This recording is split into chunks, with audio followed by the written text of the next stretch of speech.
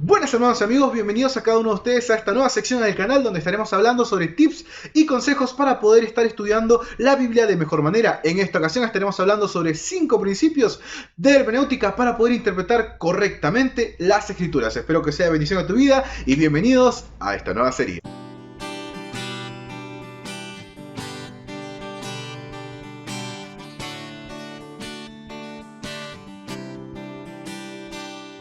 Como la gran mayoría de ustedes sabe, este canal se dedica a poder compartirles y mostrarles contenido literario de alta calidad cristiano, para que sean animados a poder adquirirlos y crecer en la fe. Pero algo que me veo obligado prácticamente a poder compartirles también son estos pequeños principios de hermenéutica. ¿Qué es la hermenéutica? Es la ciencia de la interpretación de textos. En este caso, la hermenéutica bíblica nos ayuda a poder tener los métodos y las técnicas necesarias para interpretar correctamente la escritura. Saber exactamente qué es lo que quiere decir el texto bíblico y no decir cualquier pavada, como muchas sectas lo hacen, en relación a lo que dice la Biblia. Y creo que esa es la mayor motivación que tengo a la hora de hacer este tipo de videos.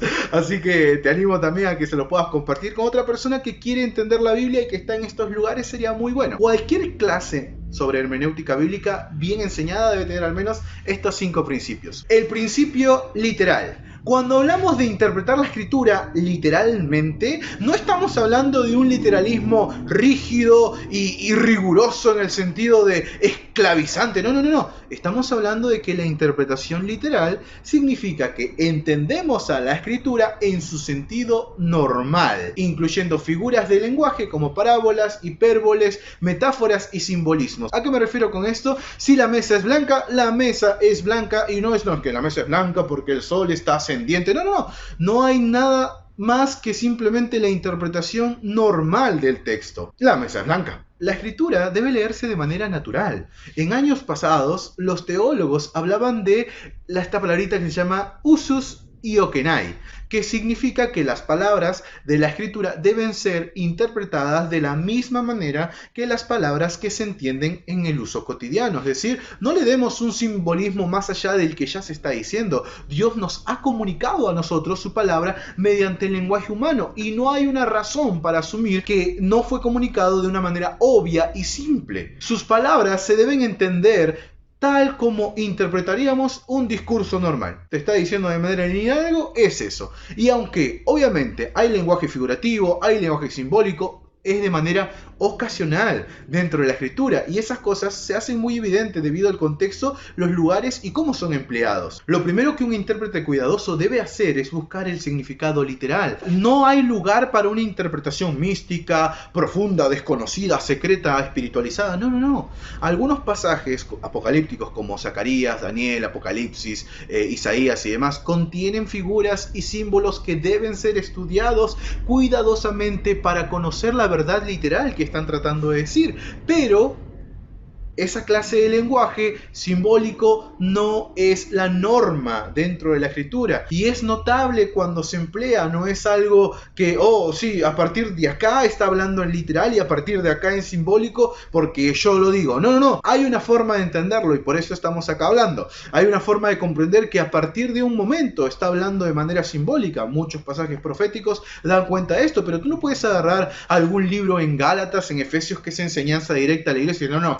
Efesios capítulo 4, 22 o 20 dice, no, eso es simbólico, no está hablando literal. No, es una carta, es una enseñanza. Es literal, es lineal lo que está diciendo. Y hay que comprender eso también a la hora de estudiar la escritura. Literal. Y si bien el simbolismo puede a veces parecer difícil de interpretar, estudiando el ambiente histórico uno puede discernir de mucho mejor manera cuál es el significado claro de lo que está tratando de decir. Incluso hasta el lenguaje figurativo comunica verdades claras y literales. La escritura no es la clase de rompecabezas que una persona tiene que ponerse a armar todo para entenderla. No. Incluso las parábolas. Las parábolas son otra forma de lenguaje figurativo que algunas veces se usa en la escritura. Las parábolas son historias que ilustran una verdad espiritual, pero los detalles pueden no ser precisamente históricos o realmente históricos. Los detalles, gente, eventos, tiempos, lugares, pueden ser hipotéticos o metafóricos o sencillamente sin identificación. Pero las verdades que dice esa parábola siempre son literales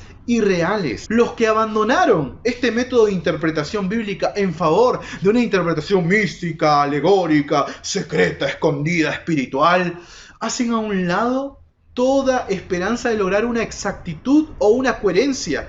Ponte a pensar en esto termina siendo un haz lo que quieras bíblico. O sea, yo puedo agarrar cualquier pasaje y acá dice que Dios nos bendecirá cuando si sufrimos por Él reinaremos allí. Dios nos está diciendo que vamos a tener dinero. No está diciendo eso el pasaje. Y hay mucha gente que hace eso. Por favor, es tan importante literalmente lo que está diciendo. Es esa la idea. Porque cuando se convierte en un haz lo que quieras bíblico, el límite está acá en tu cabeza, es tu imaginación y haz lo que tú quieras, no importa. Cuando en realidad, cuando dejan de lado el significado literal, no están sirviendo a la escritura al tratar de comprenderla. No, sino lo que están haciendo es haciendo a la escritura su esclava, moldeándolo para que diga lo que ellos quieren. Y es muy común. Incluso como ejemplo histórico, algunos rabinos en el periodo intertestamentario interpretaban la escritura por numerología. Es decir, usaban el equivalente numérico de cada letra en el alfabeto hebreo para espigar significados místicos de las palabras. Y esta clase de interpretación llevaba a que algunas explicaciones sean totalmente extravagantes. Por ejemplo, en el alfabeto hebreo, el valor numérico de las letras en el nombre de Abraham suma 318. Entonces la interpretación era que se suponía que la Biblia quería decir que Abraham tenía 318 sirvientes. ¿Qué? Bueno, es muy fácil ver que cuando violamos el propósito sencillo del lenguaje, cualquier interpretación es posible. El segundo principio que estaremos viendo es el principio histórico. Como hemos notado, uno de los pasos cruciales para comprender lo que un texto significa es tener algún entendimiento del contexto histórico, del ambiente cultural, geográfico y político en el cual el pasaje fue escrito. Si uno entiende el contexto histórico, el pasaje a menudo prácticamente se interpreta a sí mismo. Si vamos a cualquier libro de la Biblia, tenemos que entender la historia involucrada. Si es una epístola, por ejemplo, a las iglesias, ¿cuáles son las características de la ciudad en la que vivían esos creyentes? ¿Cuáles eran las condiciones políticas y culturales de ese tiempo? ¿Quién gobernaba en ese lugar? ¿Qué presiones sociales estaban implicadas y hasta qué grado? ¿Cuáles eran las tensiones, problemas y crisis que existían en la comunidad? ¿Cómo era realmente la cultura de ese tiempo? ¿Cuáles eran las costumbres de la gente? Son muchas preguntas para ver el contexto en el cual se habitúa esa carta. Por ejemplo, es prácticamente imposible que tenga sentido para el lector moderno la amonestación en 1 Pedro 1:13, que dice: ceñid los lomos de vuestro entendimiento. Pero cuando uno comprende que los soldados de ese tiempo, en el tiempo del Nuevo Testamento, usaban largas túnicas que tenían que atárselas alrededor de la cintura para que ellos no tropezaran y se cayeran en la batalla, el significado que Pedro está diciendo es muchísimo más claro. Él está diciendo: preparen sus mentes para la batalla. Arreglen cualquier cosa que les estorbe o les detenga. Ese es el significado. ¿Por qué? Porque hemos visto la historia. Para contestar preguntas culturales e históricas podemos usar diccionarios y manuales bíblicos. Hemos hecho en el canal muchas reviews y muchas reseñas de también, hasta hace poquito, Alfred Edersheim, el comentario bíblico. Te animo a poder adquirirlo. Hay libros acerca de costumbres bíblicas que nos ayudan a reconstruir el ambiente del pasaje bíblico y del contexto histórico. Y así podemos entender de mucha mejor manera el significado. Hay un libro que dentro de poco estaré haciendo una reseña en recursos y herramientas de esa sección del canal, donde estaremos hablando sobre usos y costumbres judíos, y es un excelente recurso también para tener en cuenta. El tercer principio que estaremos viendo es el principio gramatical. A menudo la construcción sintáctica de un pasaje es la clave para saber su significado. Algunas veces, por ejemplo, el significado de una oración puede depender de algo tan simple como una preposición. Obviamente importa mucho si un pasaje dice por causa de, por, en, dentro, por medio, con. En algunos casos, la palabra griega original puede ser traducida por dos o más palabras al español. Por eso es tan importante, hermanos, conocer un poquitito al menos de griego o hebreo, o al menos utilizar autores que sí se tomaron el trabajo para hacer eso. Y esas revisiones que, aunque parecen un poco tediosas, hermanos, es tan necesario que tú conozcas la gramática, porque aunque no puede ser el tema favorito, y ciertamente a mí no me agrada del todo, es necesario captar lo lo básico cuando interpretamos el lenguaje de la Escritura. Tenemos que seguir la secuencia de las palabras y frases para saber precisamente lo que la palabra de Dios dice. De esto puede depender el entendimiento exacto de un pasaje. A veces me preguntan qué es lo que hago cuando preparo un mensaje, y creo que una de las cosas principales que todos deberíamos de hacer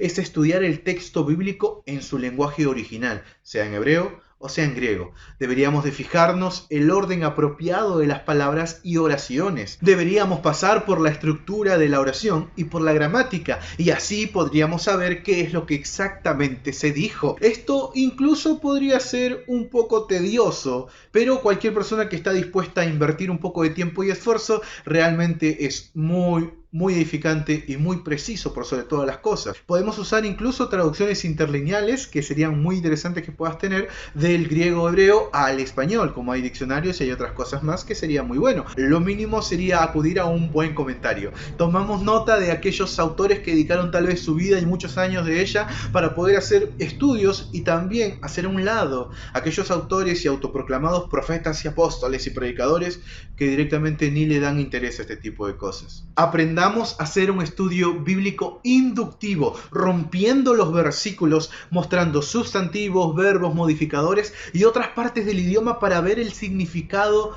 más claramente.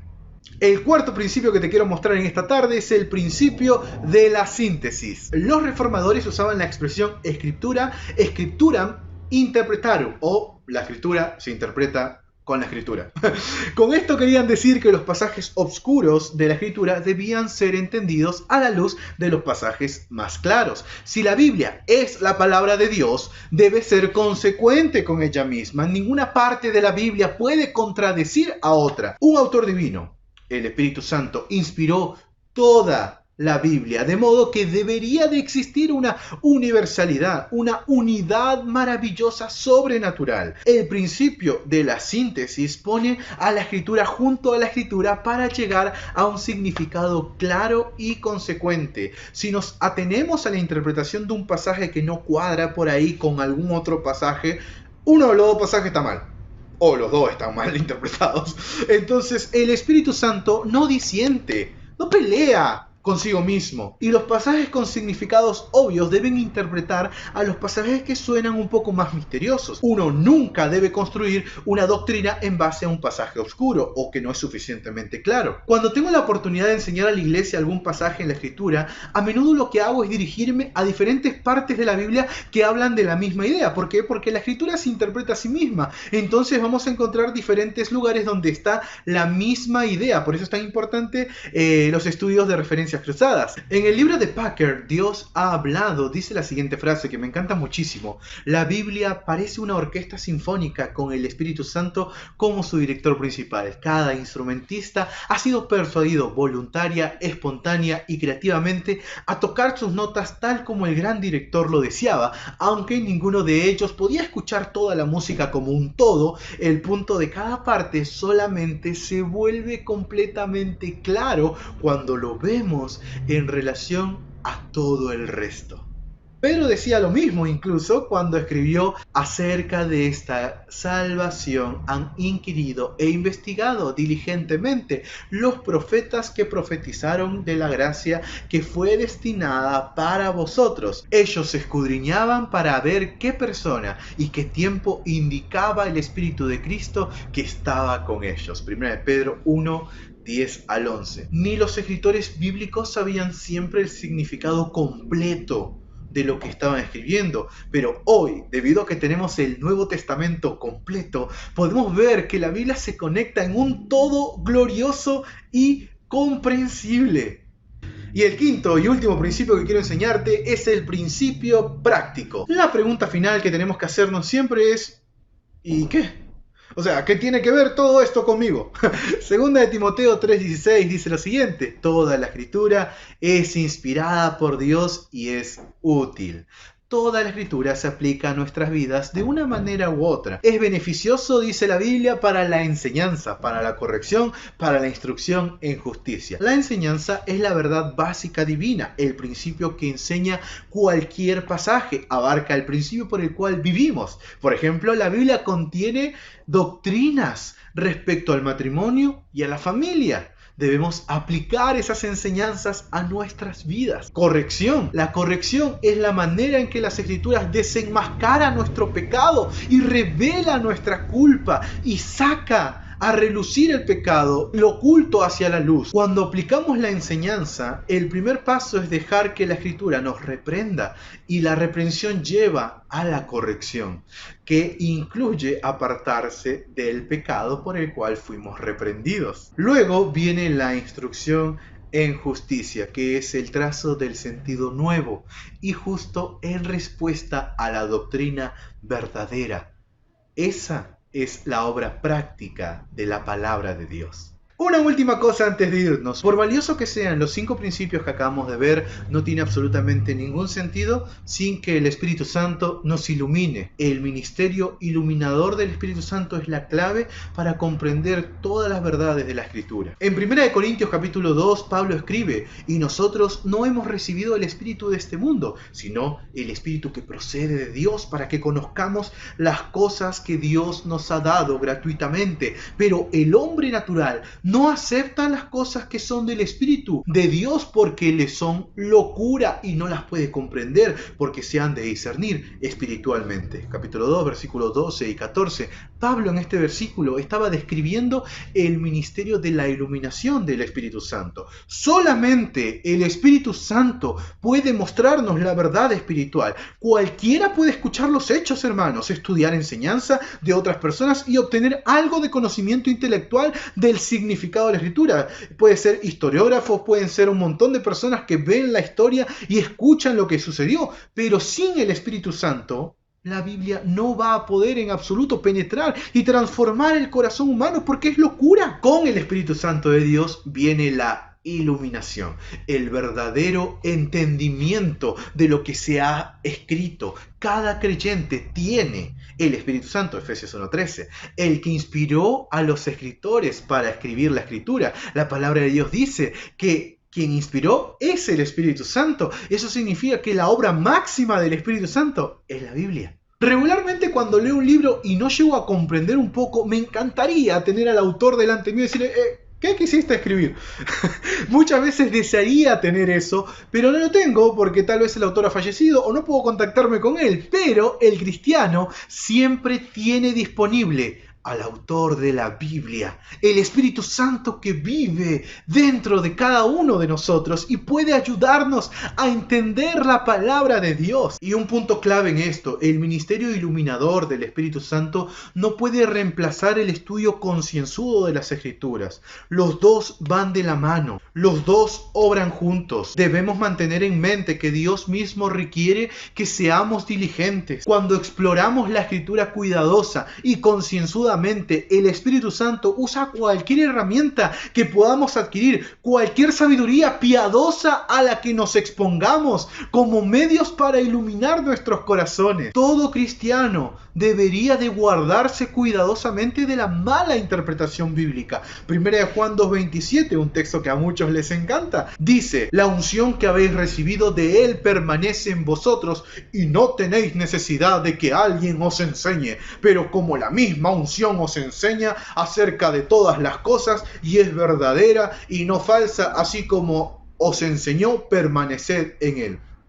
¿Qué dice este versículo? ¿O qué dicen algunos que dice este versículo? De que el Espíritu Santo es todo, en el sentido de que no necesitamos estudiar la Escritura. Está diciéndonos que no necesitamos ningún maestro, ningún guía para aprender la sabiduría de Dios. Claramente que no, porque eso sería totalmente en contra de Efesios 4 del 11 al 12, que dice que Dios nos dio pastores y maestros a fin de capacitar a los santos para la obra del ministerio. para la edificación del cuerpo de Cristo. El Espíritu Santo ha dado a muchos el don de la enseñanza, Romanos 12, 6 y 7, y ha llamado a todos los creyentes a enseñarse unos a otros, segunda de Timoteo 2:2. En vez de contradecir esas instrucciones específicas que el Espíritu Santo ha dado, Juan estaba hablando en este versículo que acabo de citar sobre herejes, sobre anticristos que desviaban a la gente. ¿Ves que es tan fácil si ves el contexto? Este pasaje no da permiso general para que todos hagan lo que quieran con la Biblia. No. Incluso está reafirmando que podemos saber la diferencia entre herejía y verdad respecto al Evangelio. 1 Juan 2:22. ¿Por qué? Porque poseemos el Espíritu Santo. Muchas personas sinceras usan mal 1 Juan 2:27 para justificar su falta de estudio y de aprendizaje y luego proceden a malinterpretar la Escritura. Yo sé que hay gente sincera, de verdad, yo sé que hay gente sincera que cree de verdad y quiere amar a Dios, pero toma pasajes mal, los malinterpreta y por ende gente lo sigue y gente lo sigue sin saber lo que la Escritura dice. Hermanos, la Escritura es luz y nos va a ayudar a salir de estos malos caminos si tal vez estamos. Y esta gente comúnmente lo que hace es abrir la Biblia y dejar que el Espíritu Santo los guíe a donde caiga. No, esa actitud llevó a muchos al error y es precisamente esa clase de error por el cual han surgido tantas sectas del cristianismo. Te animo a no caer en ese error y te animo a seguir estos 5 principios que hablamos de hermenéutica sobre cómo interpretar correctamente la Escritura y crecer en tu fe. Y cerrando un poco con este tema de las sectas que han surgido del cristianismo, estoy preparando unos monólogos sobre el cristianismo bíblico versus, o no sé si se llamará así, versus el mormonismo, los testigos de Jehová, el movimiento carismático, los adventistas y todas las sectas que han surgido del cristianismo bíblico. Así que no sé si te gustará esa propuesta, sería muy bueno, a mí me llama muchísimo la atención, ya tengo varias cosas, más que todo porque también he sido profesor en el instituto de mi iglesia sobre sectas que hemos visto varias y hemos analizado cada una a la luz de la palabra de Dios. Sería muy bueno que también dejes tu comentario si te agradaría que haya a nivel doctrinal, porque histórico hay muchas falencias, pero a nivel doctrinal hacer una comparación de lo que dice la Biblia y lo que dicen estas sectas. Sería muy bueno, a mí me interesa mucho y te animo, si quieres, dejar tu comentario para estar apoyando al proyecto. Gracias por haber llegado hasta el final del video. Te quiero mucho. Recordá seguirnos en nuestras redes sociales, en Facebook, que subo contenido cada vez que me acuerdo, en Instagram, donde vamos a estar haciendo los próximos sorteos, si me da tiempo, la facultad, el trabajo y la pandemia.